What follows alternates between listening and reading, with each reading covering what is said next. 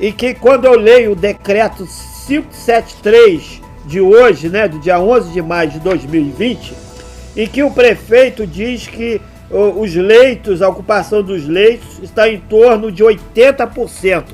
A gente está no início de uma pandemia, doutor, e os leitos já estão praticamente todos ocupados. Isso nos traz uma preocupação muito grande, doutor. Para onde foi o dinheiro, doutor? E que não se botou leitos na nossa cidade? Como é que Friburgo vai enfrentar o pico da pandemia com 80% dos leitos já no início ocupados, doutor Renato? Essa declaração é muito estranha, porque as cirurgias eletivas foram suspensas e só está se internando casos graves de outras patologias. E a maioria dos leitos são destinados ao novo coronavírus. 80%, eu estou achando exagerado dele, mas de qualquer maneira é uma informação. Realmente, a cidade tinha que estar preparada por uma explosão de casos. E nós já vimos que o Rio hoje está praticamente falido o seu sistema, tanto em nível particular quanto no nível público. Até o particular já está com 90% dos leitos tomados, no Rio. E aqui os públicos têm uma fila de espera de mais de mil, esperando as internações no Rio. Então, nós teríamos que estar preparados para, infelizmente, o que está acontecendo é um aumento gradual do número de casos. Nós estamos chegando ao pico, né? Ainda não chegamos, não se sabe quando é que nós vamos chegar, né? Nos últimos dias, as mortes, os óbitos, que é a coisa mais triste dessa doença, né? Porque ela vem de repente, né?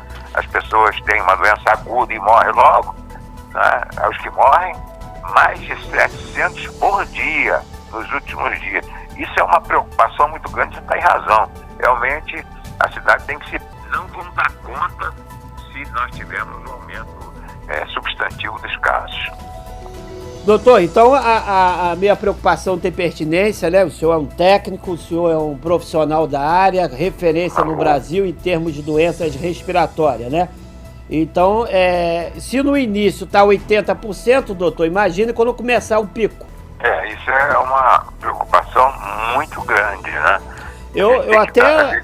Eu acho que verificar a verdade disso, né? Se é realmente... porque o que o prefeito fala, a gente não confia muito, né? Tá no papel, né? Aqui, doutor. Qual é o objetivo dele em falar isso? Doutor, a gente observa aqui que nos números, realmente, em termos de óbito na região, Petrópolis saltou de 11 para 18. Friburgo mantém 8 óbitos. Em Rio das Ostras nós temos 9 óbitos.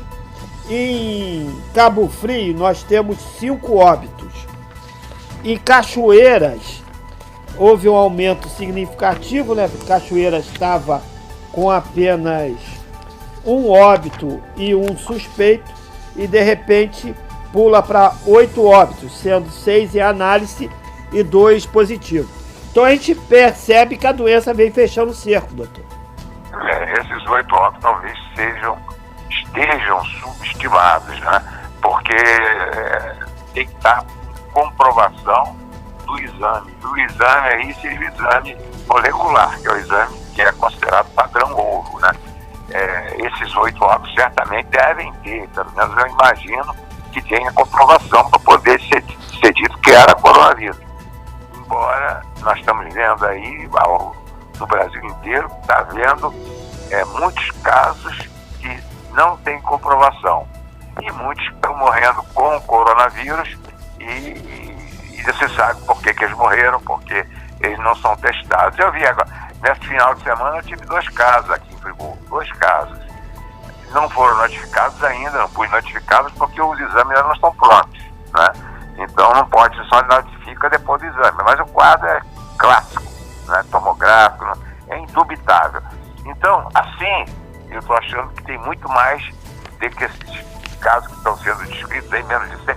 Tem mais de 1000 casos em Friburgo de pacientes com a doença. Agora, o número de óbitos, aproximadamente, deve ser um pouquinho maior que esse. Deve ser. A gente não tem certeza. Doutor, para que o telespectador possa entender, o que é subnotificação?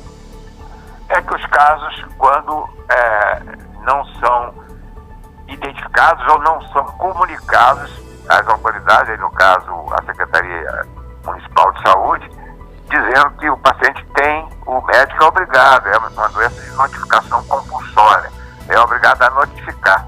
E quando se não se notifica, ou quando se não tem o exame para garantir, isso aí chama subnotificação. O cálculo aqui no Brasil de subnotificação em relação à incidência, não é de morte, é incidência. Está em torno de 10 a 15 vezes mais o número de casos. Você imagina, mais de 1 milhão de brasileiros já estão com a doença. Então quer dizer, nesse caso, a subnotificação não entra na estatística?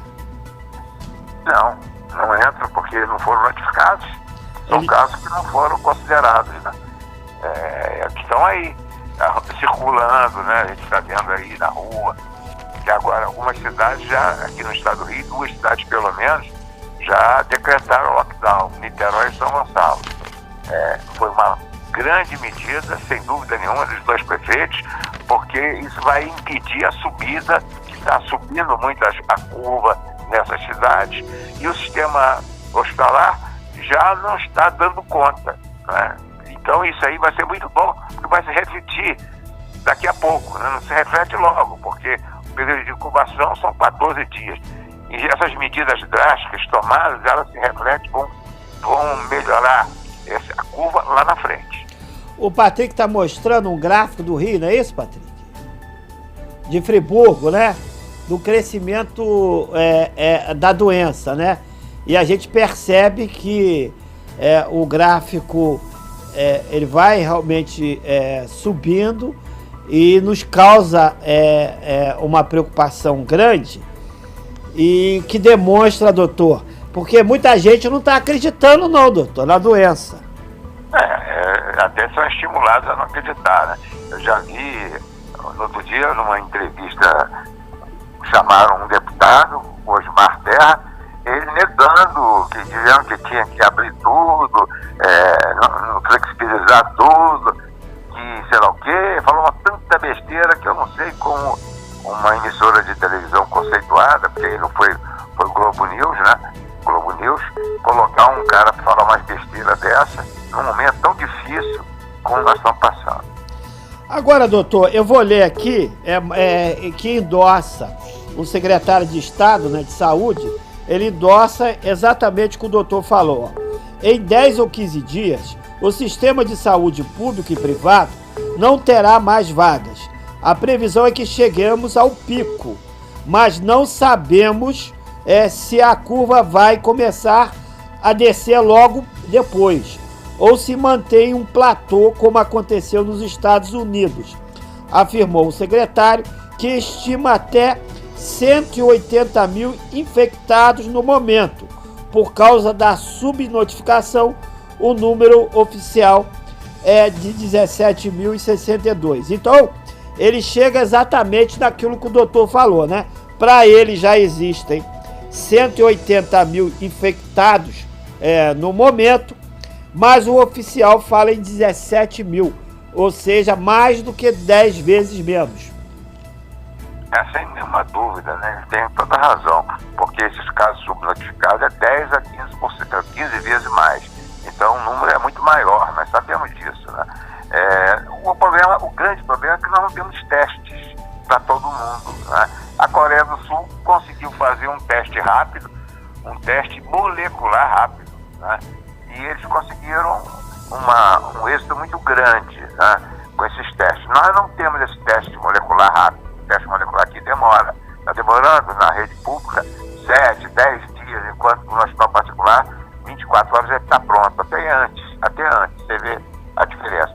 E os testes, é até bom falar sobre isso, para tirar as dúvidas. Esse teste molecular é o padrão ouro.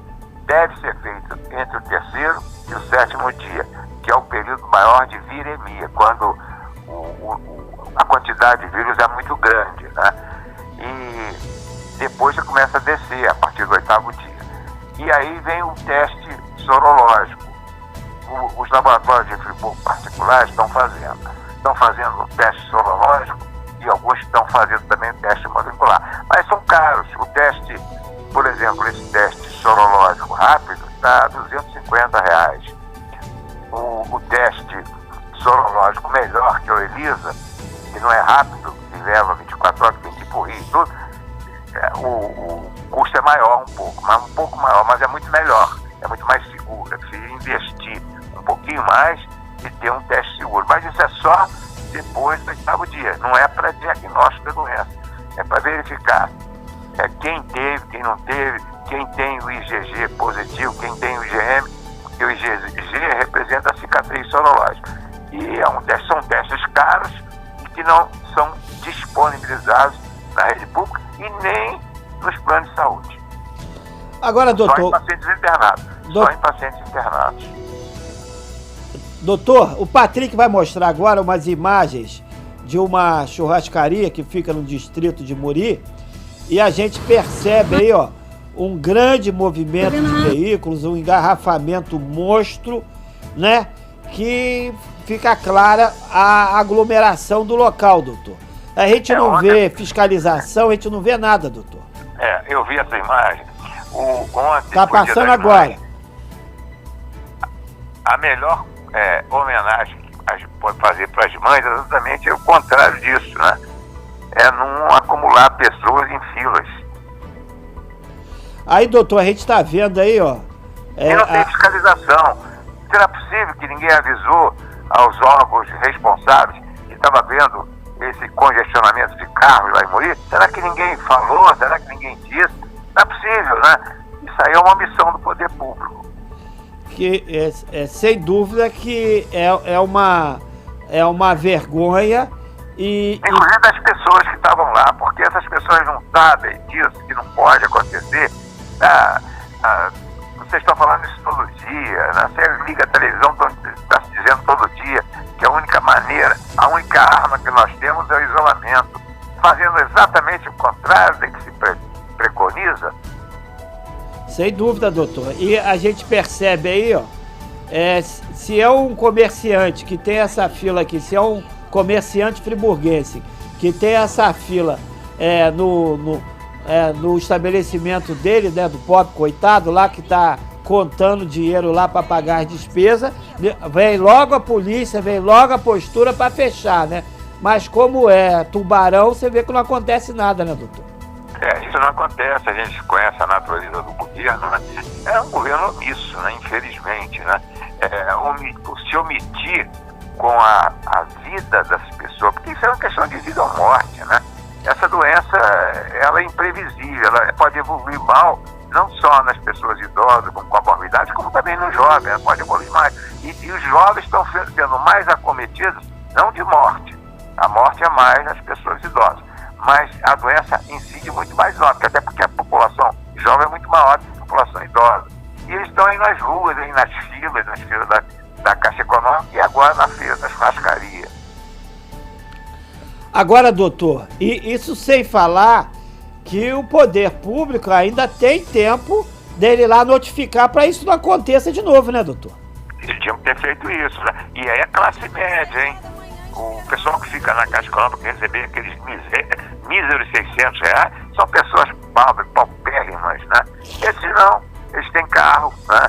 Eles deveriam ter mais consciência e não têm. Ficam para um evento tão importante como o Dia das Mães, eles ficam numa fila quando eles podiam pedir a comida de outro restaurante em casa, que os serviços estavam aí a todo vapor ontem.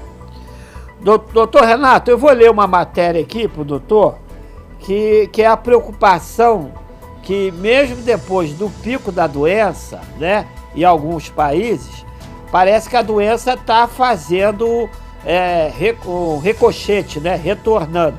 Aí eu queria que o senhor falasse, eu só vou ler um trecho aqui rapidamente pro doutor, ó. Novos casos de coronavírus começam a pôr em dúvida o retorno à normalidade em países que recentemente flexibilizaram as medidas de isolamento social, como a Alemanha e Coreia do Sul. levantando temores sobre uma segunda onda de infecções. Já em Wuhan, cidade chinesa onde o vírus foi detectado pela primeira vez, informou que registrou o primeiro caso em semanas. Na França, onde o confinamento começaria a ser flexibilizado a partir desta segunda, dia 11 de maio, as autoridades anunciaram a descoberta de pelo menos 9 casos relacionados a um funeral no sudoeste do país. E no Irã, uma província voltou a decretar o confinamento de sua população após registrar um aumento acentuado no número de óbitos com o vírus. Os novos casos ilustram as dificuldades que governos de todo o mundo devem enfrentar nos próximos meses. O que o senhor tem a falar dessa questão desse retorno da doença, como parecia que já estava sob controle? A Coreia do Sul foi numa região que tem bares, né? E ali foram vários casos, dezenas de casos ressurgiram na Coreia do Sul. Na China a mesma coisa, né? Alguns casos fora de Wuhan, e esse que você falou em Wuhan, uma pessoa que estava no estado crítico e a mulher dele também pegou. Então, eles não viajaram, né? É uma transmissão comunitária. Isso aqui, esse vírus, ele tem umas características que está descobrindo a cada dia. Eu acredito que eles são pequenos focos que devem ser debelados, porque eles vão, o pessoal da Coreia do Norte, do Sul, né? Eles têm expertise em relação a isso, eles conseguiram deter a marcha da doença e certamente eles vão bloquear esses casos, como também na China. Mas isso serve de alerta. A própria Alemanha, né, já estava querendo flexibilizar mais, voltou atrás. E vai acontecer isso em todo lugar. Essa flexibilização vai ter que ser muito cuidadosa, podendo retornar, podendo voltar, porque essa doença vai custar um pouco, infelizmente, pelas suas características, a nos fechar, infelizmente. Então nós temos que ter todo o cuidado, e isso aí, o Brasil não tem os testes suficientes para fazer o retorno, inclusive, que não se pode nem pensar em fazer. Nós estamos muito longe ainda da flexibilização. Ao contrário, nós temos que restringir cada vez mais a circulação de pessoas, porque nós estamos circulando as pessoas, estamos circulando os vírus, estamos contagiando outras pessoas, vai aumentando. O contágio no Brasil está acima de 1, né? Quando o normal deveria ser bem abaixo disso. Então cada pessoa consegue contaminar mais de uma pessoa, quer dizer, é um absurdo. Né? Isso tem que mudar. São Paulo, inclusive, passou uma época, logo quando no início do confinamento, e o confinamento era uma quarentena ainda, não é lockdown. Chegou a baixar os casos, depois eles relaxaram, aumentou. E assim em todo lugar. Se relaxa, aumenta. Se consegue fazer... Vocês vão ver em Niterói e São Gonçalo, vão baixar os casos. Claro que vão. É isso que nós precisamos, inclusive no Rio. E até no Grande Rio, né? Doutor Renato, mais uma vez eu quero agradecer o senhor pela disponibilidade de trazer informações em primeira mão, trazendo, inclusive, uma fala educativa para a nossa população, que com certeza salva vidas, né? E eu queria que o senhor pudesse deixar aquela mensagem de sempre, né? De esperança, de educativa e de vitória, né? Da nossa população, porque o senhor mesmo fala que se tiver paciência e fizer o dever de casa, vai passar. Esse vírus tem uma vida determinada, né? Ele só 90 dias, um pouquinho mais, mas depende da gente, né? Substancialmente da gente. Nós temos que evitar a propagação desse vírus ficando em casa, com todos os sacrifícios inerentes. A gente sabe dos prejuízos que todo mundo vai ter, do ponto de vista financeiro. A gente não pode morrer, né? Isso aqui é o problema. Não podemos, que a morte é o epílogo pior que se possa imaginar. E nós já temos aqui no Brasil mais de 11 mil mortes. É um absurdo isso, e essas mortes a gente vê aumentar a cada dia. Todo dia que eu vejo noticiário para diminuir, a gente vê que não consegue diminuir. Então eu peço a todos que fiquem em casa, vamos jogar, isso vai passar, depois nós vamos apenas nos reeducar para o futuro. Um abraço a todos, obrigado aí pela oportunidade. A gente que agradece, doutor.